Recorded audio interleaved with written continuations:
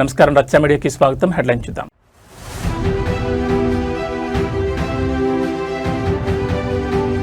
Kuppam TDP బాధ్యతలపై CM Chandrababu సంచలన నిర్ణయం. MLC Kancharla శ్రీకాంత్కు విముక్తి.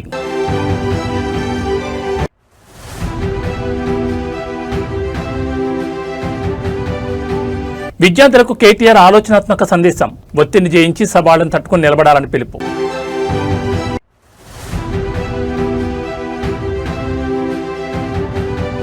ఉప్పల్లో సీఎం అధికారిక సమావేశంలో తీవ్ర ప్రోటోకాల్ రగడ. MLA Bandaru Lakshman Reddy mike mute.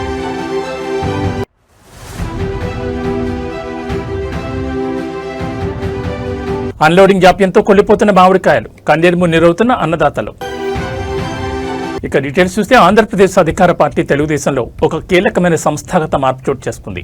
ముఖ్యమంత్రి చంద్రబాబు నాయుడు ప్రాతినిధ్యం వహిస్తున్న చిత్తూరు జిల్లా కుప్పం నియోజకవర్గ టీడీపీ బాధ్యతల నుంచి ఎమ్మెల్సీ కంచర్ల శ్రీకాంత్ను తప్పించారు. అమరావతిలో సీఎం చంద్రబాబు అధ్యక్షతన జరిగిన కుప్పం నియోజకవర్గ ముఖ్య నేతల సమక్షంలో ఈ సంచలన నిర్ణయం వెలువడింది. సమావేశం ప్రారంభంలో శ్రీకాంత్ మాట్లాడిన అనంతరం చంద్రబాబు జోక్యం చేసుకుంటూ కుప్పం నా నియోజకవర్గం, ఇకపై ఇక్కడి వ్యవహారాలన్నీ నేనే నేరుగా చూసుకుంటానంటూ స్పష్టం చేశారు. కుప్పం నియోజకవర్గంలో పార్టీ బలోపేతం, అభివృద్ధి పనుల పురోగతిపై అమరావతిలో సుదీర్ఘ సమీక్ష జరిగింది. ఈ సందర్భంగా చంద్రబాబు నాయుడు కీలక వ్యాఖ్యలు చేశారు. కంచర్ల శ్రీకాంత్ సేవలను ప్రశంసిస్తూనే అవసరమైతే ఆయనను రాష్ట్ర స్థాయిలో పార్టీ కోసం వాడుకుంటామని, కుప్పంలో జరిగే ప్రతి కార్యక్రమాన్ని ఇకపై తానే స్వయంగా పర్యవేక్షిస్తానని క్లారిటీ ఇచ్చారు. ప్రభుత్వం నుంచి నామినేటెడ్ పోస్టులు పొందిన నేతలు తమకు కేటాయించిన శాఖల బాధ్యతలను సమర్థవంతంగా నిర్వహించాలని, నియోజకవర్గ రాజకీయ అధికారాలు జోక్యం తగ్గించుకోవాలని హితో పలికారు. ముఖ్యంగా మరో 3 నెలల్లో రాబోతున్న స్థానిక సంస్థల ఎన్నికలను అత్యంత ప్రతిష్టాత్మకంగా తీసుకోవాలని, క్షేత్రస్థాయిలో క్లీన్ స్వీప్ చేయడమే లక్ష్యంగా పనిచేయాలని పిలుపునిచ్చారు. దీనికోసం ప్రతి 2 నెలలకు ఒకసారి తాను కుప్పంలో స్వయంగా పర్యటిస్తానని కేడర్కు భరోసా ఇచ్చారు. ముఖ్యమంత్రి చంద్రబాబు నాయుడు కుప్పం బాధ్యతలను నేరుగా తన చేతుల్లోకి తీసుకోవడం మరియు నిరంతర పర్యటనకు సిద్ధం కావడం ద్వారా నియోజకవర్గంపై అనుకున్న ప్రత్యేక శ్రద్ధ మరోసారి నిరూపితమైంది. ఈ నిర్ణయంతో స్థానిక గ్రూప్ రాజకీయాలకు బ్రేక్ పడుతుందని విశ్లేషకులు భావిస్తున్నారు.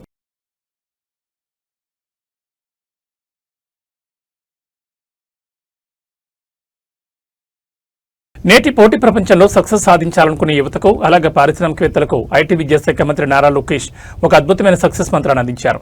జీవితంలో విజయానికి హార్డ్ వర్క్ అనే దానికి ఏది ప్రత్యామ్నాయం కాదని, అయితే అదే సమయంలో మారుతున్న కాలానికి అనుగుణంగా స్మార్ట్ వర్క్ చేయడం కూడా అంతే ముఖ్యమని ఆయన స్పష్టం చేశారు. దేశ ప్రధాని నరేంద్ర మోడీ, ఏపీ సీఎం చంద్రబాబు నాయుడు పనితీరును, వారి నిరంతర శ్రమను చూసే తాము ఈ లీడర్షిప్ క్వాలిటీస్ నేర్చుకున్నామని లోకేష్ పేర్కొన్నారు. రాష్ట్రంలో ఐటీ, ఎలక్ట్రానిక్స్ మరియు నూతన పరిశ్రమల స్థాపన లక్ష్యంగా అడుగులు వేస్తున్న మంత్రి లోకేష్ తన పనితీరు వెనుక ఉన్న స్ఫూర్తిని పంచుకున్నారు. నిరంతరం దేశం కోసం శ్రమించే ప్రధాని మోడీ హార్డ్ వర్క్, సాంకేతికతను, భవిష్యత్ విజన్ను అందిపుచ్చుకుని పాలన సాగించే చంద్రబాబు స్మార్ట్ వర్క్, ఈ రెండింటి కలయికి రాష్ట్రాన్ని ప్రగతి పథంలో నడిపిస్తుందన్నారు. కేవలం రాత్రింబవళ్లు కష్టపడమే కాకుండా ఫలితం వేగంగా వచ్చేలా ఆధునిక సాంకేతికతను జోడించి స్మార్ట్గా ఆలోచించడం ద్వారానే మెరుగైన ఫలితాలు వస్తాయని యువతకు దిశానిర్దేశం చేశారు. తాము కూడా అదే సిద్ధాంతాన్ని నమ్ముతూ ఏపీని పారిశ్రామికంగా నెంబర్ 1గా నిలిపేందుకు శ్రమిస్తున్నామని లోకేష్ స్పష్టం చేశారు. కేవలం రాజకీయాలకే పరిమితం కాకుండా దేశ, రాష్ట్ర అగ్రనేతల పనితీరును ఉదహరిస్తూ లోకేష్ చేసిన ఈ వ్యాఖ్యలు అటు పార్టీ కేడర్లోనూ, ఇటు ఐటీ రంగ యువతలోనూ సరికొత్త ఉత్సాహాన్ని నింపాయి. హార్డ్ వర్క్తో పాటు స్మార్ట్ వర్క్ విధానాన్ని అవలంబిస్తేనే అనుకున్న లక్ష్యాలను సాధించగలమన్నది ఆయన సందేశం. I'll share my opinion. It's my personal opinion is that there is no substitution to hard work. That's my opinion, right? Yes, I agree we have to work smart. No second thoughts, but we have to work hard. ప్రధానమంత్రి గారు పడుకోకుండా plane లో తిరుగుతా దేశం మొత్తం ఆయన నడిపించగలుగుతున్నప్పుడు ఆ 70 సంవత్సరాల వయసు, ఇంకో పక్కన బాబు గారు రోజు 18 గంటలు కష్టపడి ఆయన పడుకోకుండా మమ్మల్ని పడుకోనియరు ఆయన. అలాంటిది ఆయన చూసి మేము అందరం we work hard. So, if you look at Krishna and all this delegation, almost 18 hours every day, morning నుంచి రాత్రి వరకు నో బ్రేక్. నేను నవ్వుతానా, స్కెడ్యూల్ లో లంచ్ కూడా తీస్తారు తెలుసా మా వాళ్ళు. జనరల్ గా స్కెడ్యూల్ లంచ్ అని పెడతారు, జనరల్ గా లంచ్ కూడా చేయను, లంచ్ తీసేస్తారు. నేను అరే బాబు వాట్సాప్ బ్రేక్ పెట్టంటారు నేను, బికాస్ అందరికి అలవాటు చేశాను. నాకు వాట్సాప్ పెడితే ఐ కెన్ రిజాల్వ్ అని అలవాటు చేశాను. అసలు వాట్సాప్ బ్రేక్ పెట్టండి, బయో బ్రేక్ కూడా టైం అయిపోతే ఎట్లా నవ్వుతాను. దట్ అ పార్ట్ నేను I agree with you. Definitely the embassy is doing their bit. They are also working hard. They are trying to connect. As a state, we will also create a mechanism. రాష్ట్రం పరంగా కూడా ఏంటంటే ఈ import export ఎట్లా చేయాలి, ఎట్లా చేస్తే బాగుంటుంది, ఇట్లా సెషన్స్ టైం టు టైం ఏర్పాటు చేసి ఎక్స్పోజర్ చేస్తే డెఫినెట్లీ బాగుంటుంది. I agree with you. ఆ మెకానిజం ఎలా చేయాలో I discuss it with my MSME minister and I will come back. చదువుల ఒత్తిడి, మారుతున్న పోటీ ప్రపంచంలో దిక్కుతోచని స్థితిలో పడిపోతున్న నేటి విద్యార్థి లోకానికి బీఆర్ఎస్ అగ్రనేత కేటీఆర్ ఒక ఆలోచనాత్మకమైన సందేశాన్నిచ్చారు. జీవితంలో ఎదురయ్యే సవాళ్లను ఎంతో జాగ్రత్తగా సమతుల్యతతో ఎదుర్కోవాలని ఆయన విద్యార్థులకు సూచించారు. మారుతున్న పరిస్థితులకు అనుగుణంగా మన ఆలోచన విధానాన్ని మార్చుకోకపోతే మనసులో నిరాశ, కోపం పెరిగిపోతాయని ఆయన హెచ్చరించారు. ప్రస్తుత విద్యా వ్యవస్థలోని కొన్ని లోపాల వల్ల పిల్లలు తీవ్ర ఇబ్బందులు పడడంపై ఒక తండ్రిగా తనకు కూడా అంతే కోపం ఉందని అంగీకరిస్తూనే పరిస్థితులకు అలవాటు పడడం నేర్చుకోవాలని పిలుపునిచ్చారు. పరీక్షల ఫలితాలు, విద్యా సంవత్సరం ప్రారంభం వంటి సమయాల్లో విద్యార్థులు తీవ్రమైన మానసిక ఒత్తిడి గురవుతున్న నేపథ్యంలో కేటీఆర్ కీలక వ్యాఖ్యలు చేశారు. వ్యవస్థలో ఉన్న లోపాలను ఎత్తిచూపుతూ పాలనాపరమైన లేదా సాంకేతిక లోపాల వల్ల విద్యార్థులు నష్టపోయినప్పుడు ఒక బాధ్యతాయుతమైన తండ్రిగా తన రక్తం కూడా మారుతుందని ఆయన భావోద్వేగానికి గురయ్యారు. అయితే కేవలం కోపంతోనూ నిరాశతోనూ సమస్యల పరిష్కారం కావని, మన నియంత్రణలు లేని బాహ్య పరిస్థితుల పట్ల ఎల్లప్పుడూ అప్రమత్తంగా ఉంటూ వాటిని తట్టుకుని నిలబడేలా మనల్ని మనం మలుచుకోవాలని సూచించారు. మారుతున్న కాలానికి అనుగుణంగా మైండ్ సెట్ని అప్డేట్ చేసుకోవడమే విజయానికి తొలిమెట్టని యువతకు దిశానిర్దేశం చేశారు. కేటీఆర్ కేవలం ఒక రాజకీయ నాయకుడిలా కాకుండా ఒక కుటుంబ పెద్దల, ఒక ఆత్మీయత తండ్రిలా విద్యార్థుల మానసిక స్థితిని అర్థం చేసుకుని మాట్లాడిన తీరుపై సామాజిక మాధ్యమాల్లో ప్రశంసలు వ్యక్తమవుతున్నాయి. ఒత్తిడిని అధిగమించి విద్యార్థులు ఎలా ముందుకు సాగాలో ఆయన అద్భుతంగా వివరించారు. Bottle up emotions inside, especially when you're restless, when you're feeling very anxious. Don't bottle up. లోపల పెట్టుకొని బయటికి చెప్పకుండా, ఎవరికి చెప్పకుండా బాధపడితే eventually that stress level is going to hit you. What I would say is talk to your friends about what anxiety you're going through. Talk to your parents, talk to your teachers, and if you have a counselor at school, please talk to them. Tell them what you're going through, because it's important for somebody to hear you out and for you to vent. So yes, like you said, you're 100% right. These are situations which are beyond your control. నీ చేతుల్లో లేదు. అప్పుడు ఏం చేయాలి? You have to adapt, you have to accept, and you have to evolve. No choice. So for you to turn that leaf, for you to actually be able to come there, you will need to be able to communicate, and you need to be able to figure out what is good for you. So other than that, I would simply say, as a politician, as somebody who is a lawmaker, what we have to do is something that is a bigger answer. But for youngsters, I would say seek counsel of your elders, so be it teachers or parents or even somebody at school that you trust, or even your friends. I think that's going to help you. Hello sir. But life will continue to test you like this. Harshita, we are in very initial stages. ఇంకా మీకు రాన్ ఇట్లాంటి టెస్ట్లు చాలా వస్తాయి. ఇది నేను అనేది neat లాంటి టెస్టులు కాదు. ఇట్లా life will give you challenging situations. ఇచ్చినప్పుడు you have to have the ability to adapt. అంటే వాటికి అప్పుడున్న పరిస్థితికి మీరు అర్థం చేసుకొని దానికి తగ్గ విధంగా మన యాటిట్యూడ్ని, మన మెంటాలిటీని మార్చుకోకపోతే ఫ్రస్ట్రేట్ అయితే కోపం వస్తుంది. కోపం వస్తే మళ్ళీ అన్ఫార్చునేట్ కాన్సిక్వెన్సెస్ ఉంటాయి. కాబట్టి నేనేమంటానంటే, life throws bouncers or curve balls like this, we need to make sure to handle with equanimity. అంటే కొద్దిగా జాగ్రత్తగా, బ్యాలెన్స్డ్గా హ్యాండిల్ చేసే ఒక యాటిట్యూడ్ డెవలప్ చేసుకోవాలి. ఇది ఫస్ట్ది కాదు, ఇది లాస్ట్ది కూడా కాదు, మీకు చాలా వస్తాయి ఇట్లాంటి సందర్భాలు. But yes, I completely agree with you. I am angry. Not just you, but I am angry as a parent. I am angry as a parent of 2 children. That children have to go through this nonsense. So yes, absolutely. But these are situations which are beyond your control. Nee chetulo na chetulo ledu. But we have to adapt to the situation. So Uppal నియోజకవర్గంలో ముఖ్యమంత్రి అధికారిక సమావేశం సాక్షిగా తీవ్ర protocol వివాదం చెలరేగింది. ప్రభుత్వ అధికారిక కార్యక్రమాలు స్థానిక ప్రజాప్రతినిధుల గొంతు నొక్కే ప్రయత్నం జరుగుతుందంటూ సరికొత్త వివాదం తెరపైకొచ్చింది. ఉప్పల్లో జరిగిన సీఎం అధికారిక సమీక్షా సమావేశంలో స్థానిక బీఆర్ఎస్ ఎమ్మెల్యే బండా లక్ష్మణరెడ్డి మాట్లాడుతున్న సమయంలో ఆయన ప్రసంగం అంతా వాయిస్ మ్యూట్ అయిపోయింది. దీంతో సభలో ఉన్న బీఆర్ఎస్ క్యాడర్ మరియు స్థానిక నేతలు ఒక్కసారిగా షాకు గురయ్యారు. కావాలనే ప్రతిపక్ష ఎమ్మెల్యే గొంతు నొక్కేందుకు మైక్ కట్ చేశారని, ఆడియో లైన్ తీసేశారంటూ గులాబీ దళం తీవ్ర ఆగ్రహం వ్యక్తం చేస్తోంది. ఉప్పల్ పరిధిలోని పలు అభివృద్ధి పనుల సమీక్ష మరియు శంకుస్థాపన నిమిత్తం ముఖ్యమంత్రి అధికారిక సమావేశాన్ని ఏర్పాటు చేశారు. స్థానిక శాసనసభ్యుడిగా ప్రోటోకాల్ ప్రకారం వేదికపై ఉన్న బీఆర్ఎస్ ఎమ్మెల్యే బండా లక్ష్మణరెడ్డికి మాట్లాడే అవకాశం ఇచ్చారు. అయితే ఆయన మైక్ అందుకుని ఉప్పల్ నియోజకవర్గంలోని ప్రజా సమస్యలు, పెండింగ్ నిధులు మరియు స్థానిక ఇబ్బందులను ముఖ్యమంత్రి దృష్టికి తీసుకెళ్లేందుకు ప్రసంగం ప్రారంభించారు. కానీ ఆయన మాట్లాడుతున్న సమయం అంతా లైవ్ బ్రాడ్కాస్ట్ మరియు సభలోని స్పీకర్లలో వాయిస్ పూర్తిగా మ్యూట్ అయిపోయింది. లక్ష్మణరెడ్డి కేవలం సైకిల్ చేస్తూ మాట్లాడుతున్నట్లు కనిపించారే తప్ప ఆయన ఏం మాట్లాడారనేది ఎవరికీ వినపడలేదు. ఇది తీవ్రమైన ప్రోటోకాల్ ఉల్లంఘనని, స్థానిక ఎమ్మెల్యేని అవమానించడమేనని బీఆర్ఎస్ నేతలు సభా ప్రాంగణంలోనే ఆందోళన దిగారు. ఈ వ్యవహారంపై అధికార వర్గాలు స్పందిస్తూ ఇది ఎలాంటి రాజకీయం కాదని, ఆ సమయంలో కేవలం ఆడియో కంట్రోల్ బోర్డులో తలెత్తిన సాంకేతిక లోపం వల్లే వాయిస్ మ్యూట్ అయిందని సమర్థించుకునే ప్రయత్నం చేస్తున్నారు. అయితే లక్ష్మణరెడ్డి స్పీచ్ ముగియగానే మళ్లీ మైకులు పనిచేయడంపై బీఆర్ఎస్ శ్రేణులు అనుమానాలు వ్యక్తం చేస్తున్నాయి.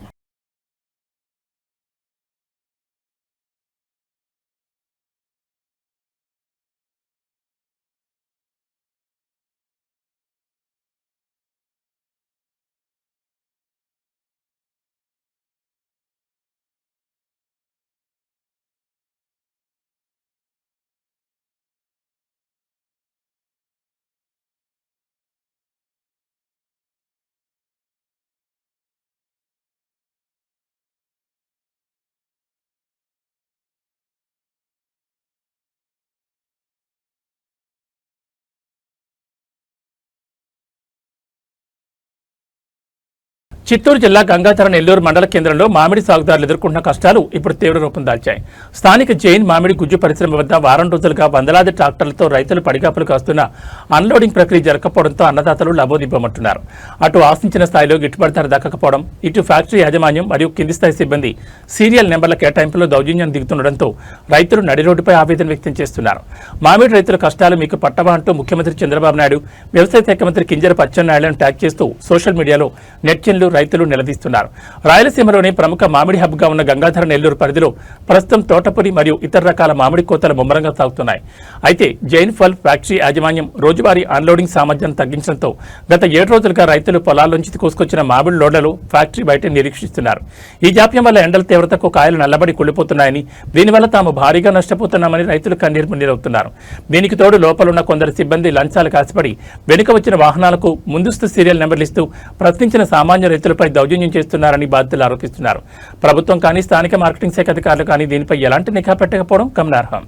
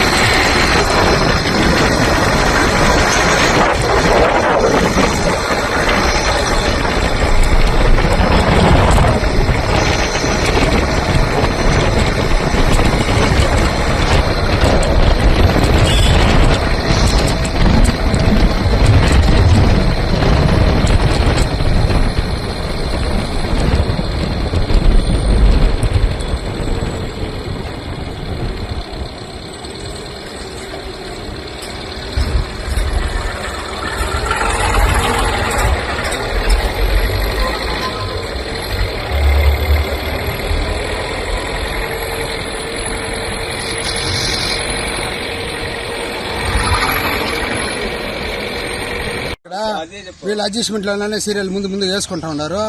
ఏం చేసేది వాళ్ళు దింపేసుకోవచ్చు. ఇప్పుడు పోతా ఉన్నారు 2 బండ్లు పరిగెత్తండి, మనకు ముందు దిగుతారు. రేపు మేము ఇక్కడ 4 రోజులుగా వెయిటింగ్ చేస్తాం. ఎవరు చేస్తాండి ఇదంతా? అదంతా ఏడో సెక్యూరిటీ మా ఫోన్లు వస్తాయి, వాళ్ళు జరుగుతుండే ఆఫీసర్లు అందరూ జరుగుతుండే. బండి ఎత్తుకొని గేట్ కాడికి వస్తే సెక్యూరిటీ పట్టించుకోవడం లేదు, మాట్లాడుతూ గేట్ బయట బాగుంటా ఉన్నారు. తాగేదానికి నీళ్లు పెట్టట్లేదు. పెట్రోల్ కాస్ట్ డీజిల్ కాస్ట్ అంతా పెంచేసినారు. మామిడికాయలకు మాత్రం 6 రూపాయలు 5 రూపాయలు చేస్తున్నారు.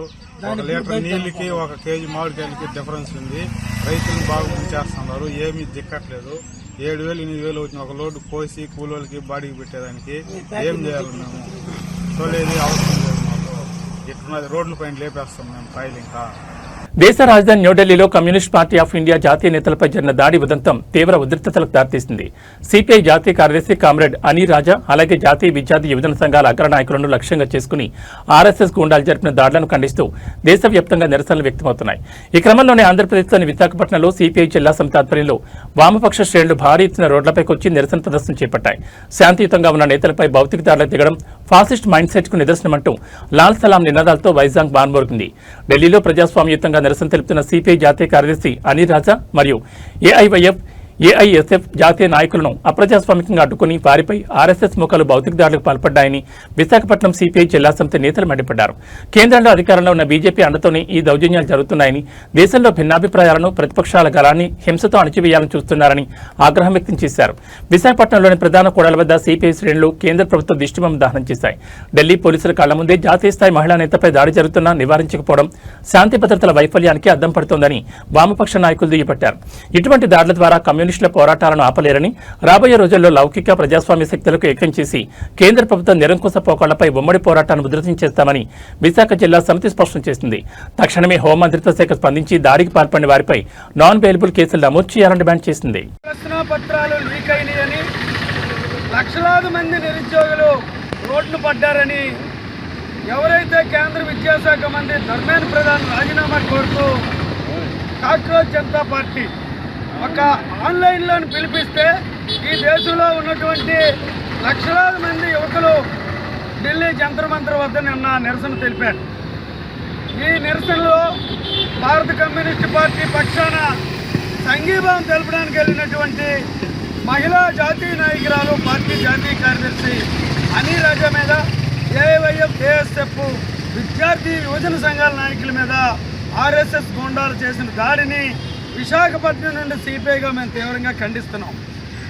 మీకు ఏమాత్రం అభిమానం, భారతదేశ ప్రజల పట్ల మీకేమైనా విశ్వాసం ఉంటే అసలు ఈ నీట్ పరీక్షకి ప్రశ్నాపత్రాలు లీక్ అయిన వాటి మీద చర్యలు తీసుకుని ఈ దేశంలో ఉన్నటువంటి నిరుద్యోగ సమస్యని పరిష్కారం చేయవలసింది పోయి అవినీతి ఉందని ఒక మిక్స్డ్గా దేశ రాజధాని నగరంలో ప్రశ్నించడానికి వెళ్ళిన వారి మీద, వారికి మద్దతు తెలిపిన దాని మీద మీరు దాడులు చేస్తే క్షమించే ప్రశ్నే లేదు. మీకు పోయేకాలం దగ్గరికి వచ్చింది. అందుకనే యువత, నిరుద్యోగులు, ఉపాధి లేనటువంటి వాళ్ళతో మీరు పెట్టుకున్నారు. మీకు దగ్గర పడింది, మాత్రం మీకు సమయం ఇచ్చినా లేదు. ఇది దేశం అంతా విస్తరిస్తుంది ఈ ఉద్యమం. మీకు నోకలు చెల్లే రోజులు దగ్గర ఉన్నాయి. కబడ్దార్ ఆర్ఎస్ గొండాల ద్వారా మీరు ఇటువంటి చర్యలు మానుకోవాలని సిపిఐగా మేము హెచ్చరిక చేస్తాం. జరిగిన దాడుల్ని ఖండించండి. అనిల్ రాజాపై జరిగిన దాడుల్ని ఖండించండి. సిపిఐ జాతీయ కార్యదర్శి అనిల్ రాజాపై జరిగిన దాడుల్ని ఖండించండి. భారతదేశంలో ప్రజాస్వామ్యాన్ని కాపాడండి. బజరంగ దళం, బీజేపీ గూండాల దాడుల్ని ఖండించండి. ఆర్ఎస్ఎస్, బజరంగ దళం, బీజేపీ గూండాల దాడుల్ని ఖండించండి. దాడులకు బాధ్యులైనటువంటి వారిపై కేసులు నమోదు. హైదరాబాద్ నగరంలో ట్రాఫిక్ రూల్స్ ఉల్లంఘించే వారిపై పోలీసులు ఎంత కఠినంగా ఉంటున్నారు, అంతే స్థాయిలో కొందరు వాహనదారులు పోలీసులతో అనవసర వాగ్వాదానికి దిగుతున్నారు. తాజాగా నగరంలో హెల్మెట్ లేకుండా ప్రయాణిస్తున్న ఒక మహిళను ట్రాఫిక్ పోలీసులు ఆపగా ఆమె ఏకంగా పోలీసులతోనే నడి రోడ్డుపై గొడవ దిగింది. అయితే ఈ ఘటనలో ఒక ఆసక్తికరమైన మరియు ప్రశంసించదగ్గ పరిణామం చోటు చేసుకుంది. అతి చేస్తున్న ఆ మహిళకు అక్కడ ఉన్న ఒక తోటి ముస్లిం వ్యక్తి కూడా సపోర్ట్ చేయకపోగా చట్టాన్ని గౌరవించాలంటూ ఆమెకు బుద్ధి చెప్పిన తీరు ఇప్పుడు నెట్టింట వైరల్ గా మారింది. సదరు మహిళ హెల్మెట్ ధరించకుండా ద్విచక్ర వాహనంపై వెళ్తుండగా సాధారణ తనిఖీల్లో భాగంగా ట్రాఫిక్ పోలీసులు ఆమె నిలిపేశారు. చలాన్ విధించేందుకు ప్రయత్నించగా ఆమె పోలీసులపై ఆగ్రహం వ్యక్తం చేస్తూ హల్చల్ చేయడం ప్రారంభించింది. అయితే సాధారణంగా ఇలాంటి సమయాల్లో స్థానికులు లేదా ఒకే వర్గానికి చెందిన వారు మద్దతుగా వస్తారని కొందరు భావిస్తారు. కానీ అక్కడ ఉన్న ఒక ముస్లిం వ్యక్తి సదరు మహిళ చేస్తున్న అతిని ఏమాత్రం సమర్థించలేదు. పైగా తప్పు చేసినప్పుడు చట్ట ప్రకారం ఫైన్ కట్టాలి లేదా నిబంధనలు పాటించాలి తప్ప డ్యూటీలో ఉన్న పోలీసులతో గొడవపడడం కరెక్ట్ కాదంటూ స్పష్టంగా చెప్పి అక్కడి నుంచి వెళ్లిపోయాడు. మతం కంటే దేశ చట్టం, పౌర బాధ్యత ముఖ్యమని నిరూపించిన ఆ వ్యక్తిపై ఇప్పుడు ప్రశంసలు జల్లు కురుస్తోంది. అవును, తప్పు ఎవరు చేసినా తప్పే. ట్రాఫిక్ నిబంధనలు మన ప్రాణ రక్షణ కోసమే అన్న సత్యాన్ని ప్రతి ఒక్కరూ గ్రహించాలి. మతపరమైన భావాలను పక్కన పెట్టి తప్పును తప్పుగా వెలికి చూపిన ఆ తోటి ముస్లిం సోదరుడి పరిణితి నిజంగా అభినందనీయం.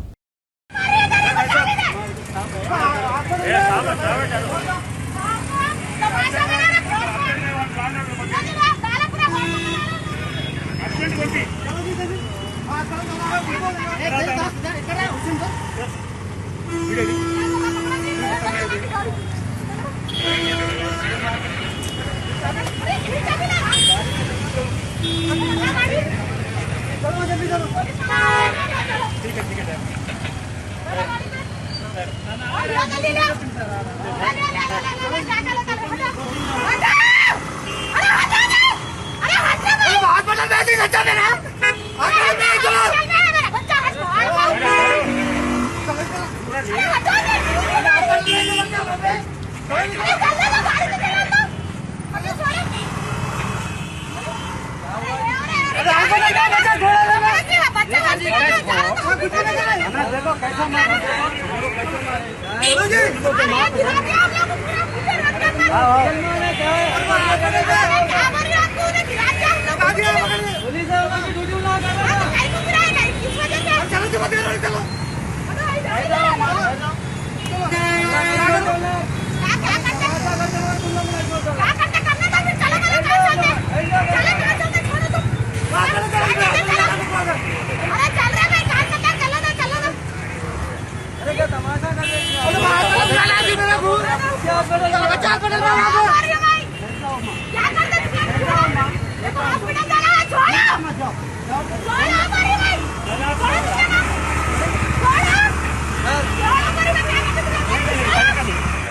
ऐसा जो है जवान को मारते थे।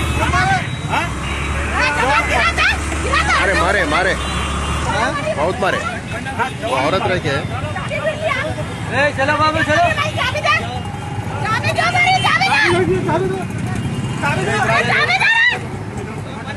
आप लोगों को वाले लिए आ गए।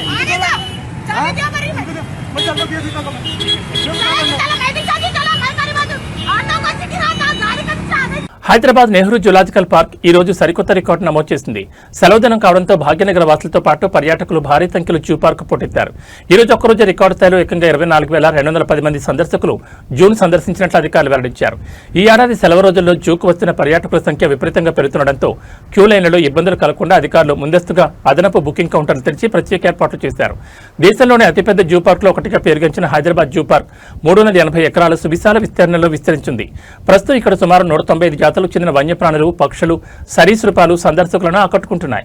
ఈ ఏడాది హాలిడేస్ లో రద్దీ ఊహించని రేంజ్ లో పెరుగుతుండడానికి గమనించిన జూ యాజమాన్యం ముందస్తు వ్యూహంతో వ్యవహరించింది.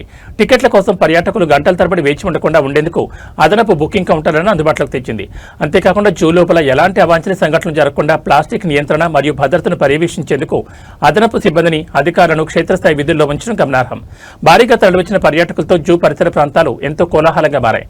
పర్యాటకులు వీలైనంత వరకు ఆన్లైన్ టికెట్ బుకింగ్ సదుపాయాన్ని కూడా వినియోగించుకోవాలని, తద్వారా క్యూ లైన్ల ఇబ్బంది మరింత తగ్గుతుందని అధికారులు సూచిస్తున్నారు.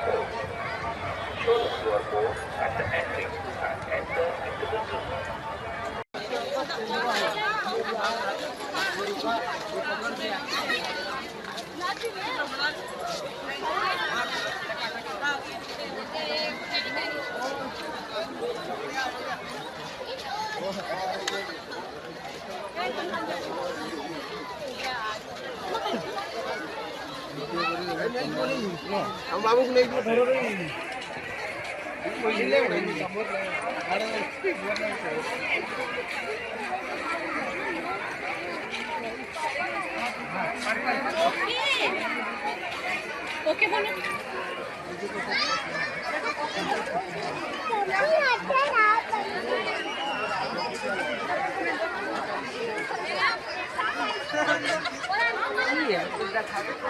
Tollywood mega power star Ram Charan box office విధ్వంసం సృష్టిస్తున్నారు. ఆయన లీడ్ రోల్లో వచ్చిన latest movie action entertainer Peddi ప్రపంచవ్యాప్తంగా థియేటర్లో కలెక్షన్ సునామీ కురిపిస్తోంది. విడుదలైన కేవలం 4 రోజుల్లోనే ఈ చిత్రం రికార్డు స్థాయి వసూళ్లను సాధించి 300 కోట్ల క్లబ్కు చేరువైంది. నిన్న ఆదివారం కావడంతో థియేటర్లన్నీ హౌస్ఫుల్ బోర్డులతో కలకల్లాడాయి. పెద్ది చిత్రం బాక్సాఫీస్ వద్ద తిరుగులేని సత్తా చాటుతోంది. మూవీ టీం అధికారికంగా ప్రకటించిన వివరాల ప్రకారం ఈ చిత్రం గత 4 రోజుల్లో ప్రపంచవ్యాప్తంగా ఏకంగా 292.5 కోట్లకు పైగా గ్రాస్ వసూళ్లను రాబట్టింది. ముఖ్యంగా నిన్న ఒక్కరోజే 55.8 కోట్లు సాధించి ట్రేడ్ వర్గాలు సైతం ఆశ్చర్యపరిచింది. వీక్ డే అయిన ఈ రోజు సోమవారం బుకింగ్స్ కూడా భారీగా ఉండడంతో ఈ రోజు సాయంత్రానికల్లా ఈ చిత్రం సులువుగా 300 కోట్ల మార్కును దాటనుంది. కేవలం సౌత్ లోనే కాకుండా ఓవర్సీస్ లోనూ రామ్ చరణ్ హవా గట్టిగా నడుస్తోంది. ముఖ్యంగా నార్త్ అమెరికా మార్కెట్లో ఇప్పటి వరకు ఈ సినిమా $2.9 మిలియన్ పైగా వసూలు చేసి $3 మిలియన్ మార్కుకు చేరువలో ఉంది. RRR చిత్రం తర్వాత గ్లోబల్ వైడ్ గా వచ్చిన గుర్తింపును పెద్ద సినిమాతో రామ్ చరణ్ 100కు 100% నిలబెట్టుకున్నారని చెప్పాలి. రాబోయే రోజుల్లో ఈ చిత్రం ఇంకెన్ని సరికొత్త రికార్డులు తిరగరాస్తుందో చూడాలి.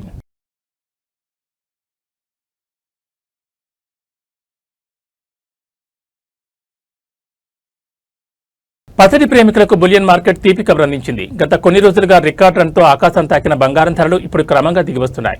హైదరాబాద్ బులియన్ మార్కెట్లో ఇవాళ బంగారం ధరలు భారీగా పతనమయ్యాయి.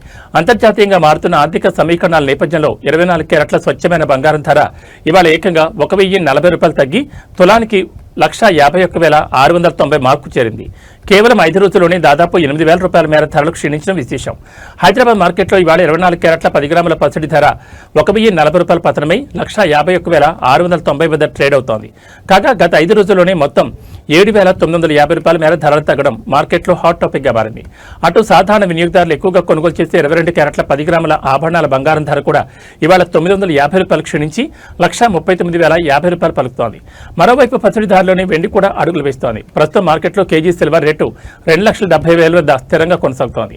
అయితే తెలుగు రాష్ట్రాల్లోని వివిధ నగరాలు స్థానిక జ్యువెలరీ మార్కెట్లను బట్టి మేకింగ్ ఛార్జీలు ట్యాక్సుల రూపంలో ఈ ధరల్లో స్వల్ప తేడాలు ఉండొచ్చని బులియన్ నిపుణులు చెబుతున్నారు. పెళ్లిళ్లు ఇతర శుభకార్యాల సీజన్ నడుస్తున్న తరుణంలో బంగారం ధరలు ఈ స్థాయిలో తగ్గడం మధ్యతరగతి వినియోగదారులకు పెద్ద బొరటని చెప్పాలి.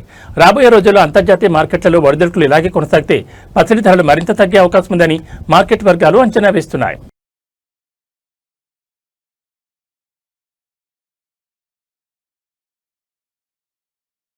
పశ్చిమాసియాలో మళ్లీ యుద్ధ మేఘాలు కమ్ముకోవడంతో గ్లోబల్ మార్కెట్ల ప్రభావం దేశీయ స్టాక్ మార్కెట్లపై తీవ్రంగా పడింది.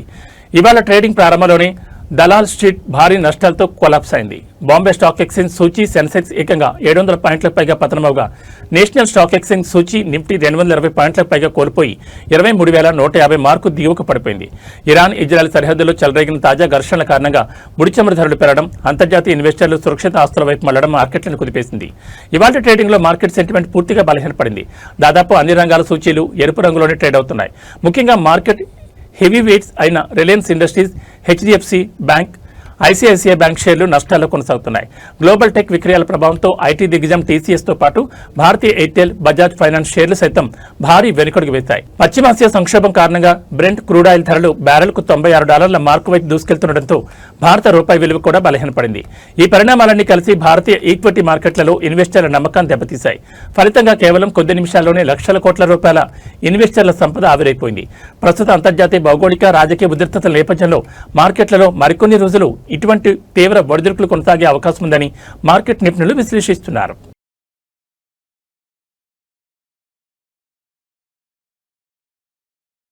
ఏబీ బులెటిన్ విశేషాలు. నమస్కారం.